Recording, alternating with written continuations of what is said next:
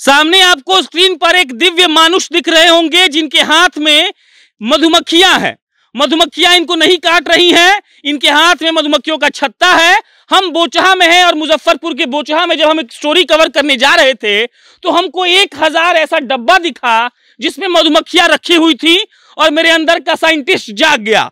हमको लगा कि पूछा जाए कि आखिर मधुमक्खियों को पालने वाले कैसे उनको पालते हैं, उनको भोजन कहां से मिलता है जो पराग के रूप में वो लाती हैं। और सबसे बड़ा सवाल जो मेरे जहन में घूम रहा था वो यही था कि भाई साहब इतने दिव्य कैसे हो सकते हैं कि अपने हाथ में मधुमक्खी का छत्ता ये उठा रहे हैं, फिर भी इनको मधुमक्खियां क्यों नहीं काट रही हैं। और इसी सवाल के साथ हम यहां आ गए। घनश्याम दिखाइए पूरा बक्सा, और इन सारे बक्सों में मधुमक्खियां रखी हुई हैं। हम हाफ टी शर्ट पहने हुए हैं और हम भाई साहब से बहुत डर कर पूछे कि अगर हमको मधुमक्खी काट लेगी तो क्या होगा। तो भाई जी ने कहा कि माथा ढक लीजिए, बाकी गारंटी हमारा है, आपको मधुमक्खी नहीं काटेगी। और उसके बाद हमने पूछा कि मान लीजिए कि हाथ पर आकर बैठ गई, तब भैया ने कहा कि बैठेगी तो हाथ ऐसे झटकना नहीं है, काटेगी बिल्कुल नहीं। अब घनश्याम यहां दिखाइए, ये है बक्से का मुख्य द्वार जहां से मधुमक्खियां आती और जाती हैं। हमने इनके धंधे के बारे में समझने का प्रयास किया तो हमें यही मालूम पड़ा कि भाई साहब लोग घुमंतु हैं।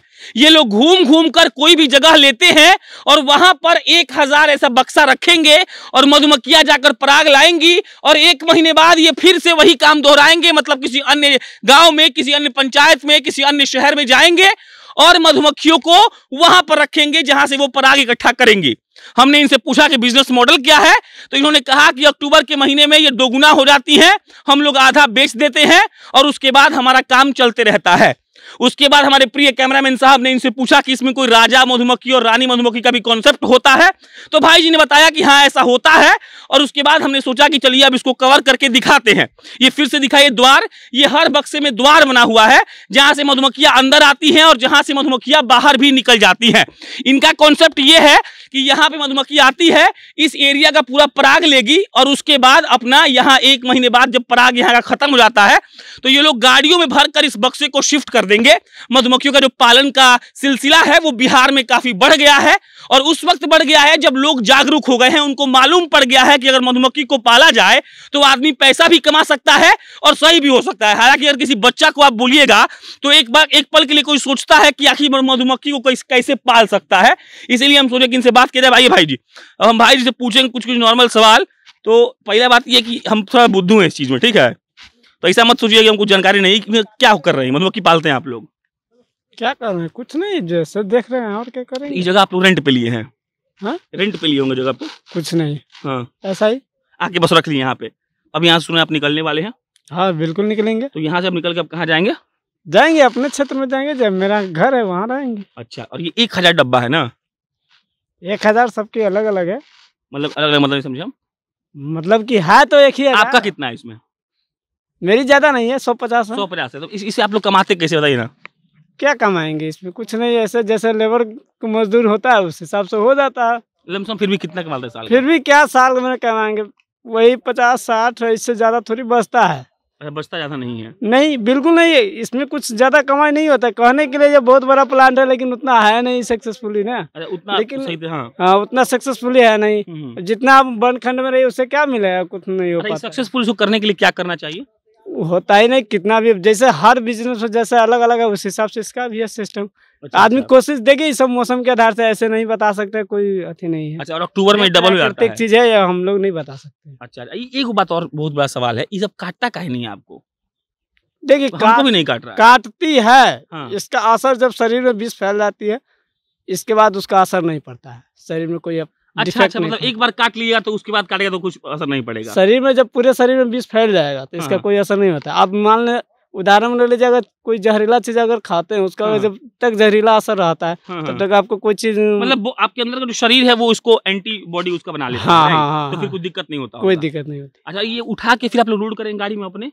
जी बिल्कुल। और अब यहाँ से कहाँ निकलेंगे? सीतामढ़ी बोल रहे थे? जहाँ हमको इच्छा हो, जहाँ फसल की खेती होगी वहाँ रखेंगे, वहाँ जाके रख लेंगे फिर इसको? बिल्कुल। फिर वहाँ कितना दिन रुकेंगे? 1 महीना? इसका कोई लिमिट नहीं है। अच्छा, कितना आपका जितना दिन मन करेगा उतना दिन रुकेंगे बस? और हमारे ऊपर निर्भर करता है। हाँ, उसका फिर निकल जाएंगे कहीं और? हाँ बिल्कुल। और ये काम कब से कर रहे हैं आप? है 5-6 साल से कर रहे हैं। 5-6 साल से आप यही काम कर रहे हैं। तो ये काम कहीं सीखे, आइडिया कैसे आया, पता कैसे चला इस काम के बारे में? सीखा जाता है, कहीं एक दूसरे के संपर्क से होता है। आप हैं कहाँ के? मेरा घर रूनी साहब तो सीतामढ़ी पड़ता है। सीतामढ़ी के हैं आप। चलिए, भाई साहब ने बताया हमें कि एक दूसरे के संपर्क से सीखा जाता है, और उन्होंने ये भी कहा है कि ज़्यादा इसमें फ़ायदा नहीं है, और ये मतलब एक सिस्टमेटिक वे में करने वाला धंधा नहीं है। हालांकि बढ़िया चीज़ है, जिसके अगर इसके बारे में आप पढ़ेंगे तो आपको मालूम चलेगा कि कैसे ये लोग काम करते हैं। ये लोग पहले मधुमक्खियों को इकट्ठा करते हैं, छत्ता को इकट्ठा करते हैं, और जब जब ये डबल होता है तो उसको बेच के अपना काम करने लगते हैं। यहाँ पर 1000 बक्सा लगातार घनश्याम आपको दिखा रहे हैं, और इन 1000 बक्सों में मधुमक्खियाँ हैं। मधुमक्खियों का हर बक्सा पर एक द्वार बनाया गया है, जिससे मधुमक्खियाँ आती हैं और चली जाती हैं, और ये लोग आज यहाँ से निकलने वाले हैं। इन मधुमक्खियों का जो मतलब सीजन होता है, भाई साहब ने बताया कि अक्टूबर में ये लोग डबल हो जाती हैं, और हम लोग इसको बांट देते हैं जाकर, और फिर उसके बाद हम लोग नए सिरे से फिर काम करने लगते हैं। मतलब साल भर इन लोग का यही काम ही रहता है कि घूम घूम कर ये लोग ऐसे करते रहते हैं। दिखाइए ये सारी मधुमक्खियों को, और सामने जो द्वार बना हुआ है वो उसी द्वार से मधुमक्खियां आती हैं और उसी द्वार से मधुमक्खियां चली भी जाती हैं। तो मतलब आप इसे ये समझ सकते हैं कि मधुमक्खियों को आने के लिए ये रास्ता दिया गया है इन लोगों के द्वारा। और ये मधुमक्खियां देखिए यहाँ पे देख सकते हैं आप, इतनी मधुमक्खियां यहाँ पर हैं, और ये घुसती हैं, अपना पराग लाती हैं, अपने छत्ते में उसको डालती हैं, और उसके बाद ये लोग अपना निकल लेते हैं। ये बिजनेस बिहार में बहुत लोग कर रहे हैं। हालांकि भाई जी ने ये भी कहा कि यहाँ पर इसमें जो फायदा है वो बहुत कम है। अब कैसे इसका पालन पोषण होता है, कैसे मधुमक्खियों को पाला जाता है, और किस तरीके से ये सारे काम करते हैं, ये तो वही बेहतर जानते हैं। हालांकि ये भी एक सच है कि उन्होंने कहा कि जब इसमें फायदा नहीं है फिर भी हम लोग घूमते रहते हैं और काम करते रहते हैं। और ये 1000 जो मधुमक्खी है, आप इसे देखेंगे वहाँ नाम वाम भी लिखा हुआ है। देखिए विनोद कुमार है वो लिखा हुआ है। इसका मतलब ये है कि ये लोग अपना अपना बांट के रखे होंगे कि ये मधुमक्खी का छत्ता आपका है, ये मधुमक्खी छत्ता मेरा है, और इस लिहाज से ये लोग काम कर रहे हैं। बाकी मुजफ्फरपुर में हम लोग हैं, मुजफ्फरपुर घूम रहे हैं, बोचहा घूम रहे हैं, और ये मधुमक्खी का जो एक तरीके से पालन है वो हमने देखा, तो सोचा कि आपको बताया जाए और दिखाया जाए कि कैसे मधुमक्खियां रहती हैं। विचित्र बात हमको अभी यही लग रहा है कि हमको अभी तक एक भी मधुमक्खी नहीं काटा है, और हमको लगता है कि काटने से पहले हमको यहाँ से निकल लेना चाहिए। मेरा नाम प्रशांत राय है, कैमरे के पीछे घनश्याम है, और हमारे साथ प्रभु जी हैं। प्रभु जी हम लोग को मुजफ्फरपुर घुमा रहे हैं। बहुत बहुत धन्यवाद।